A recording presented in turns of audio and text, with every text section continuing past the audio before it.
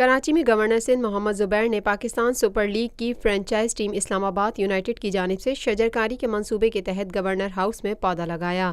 اسلام آباد یونائیٹڈ کے مالک علی نقوی اور سابق ٹیسٹ کرکٹر توصیف احمد بھی موجود تھے۔ ترجمان گورنر ہاؤس کے مطابق گورنر سندھ نے کہا کہ ماحولیاتی آلودگی کو روکنے میں درختوں کا کردار نہایت اہمیت کا حامل ہے، کیونکہ یہ ہمیں تازہ آکسیجن فراہم کرتے ہیں۔ شجرکاری کی جانب خصوصاً نوجوان نسل کو راغب کرنا وقت کی اہم ضرورت ہے تاکہ وہ ماحولیاتی آلودگی کے مسئلے اور اس ضمن میں درختوں کی اہمیت سے بخوبی آگاہ ہو سکیں۔ گورنر سندھ نے کہا کہ پاکستان سپر لیگ کا تیسرا ایڈیشن پہلے 2 ٹورنامنٹ کے مقابلے میں مزید دلچسپ اور سنسنی خیز ثابت ہوگا، کیونکہ اس کے کئی مقابلے پاکستان میں منعقد ہوں گے۔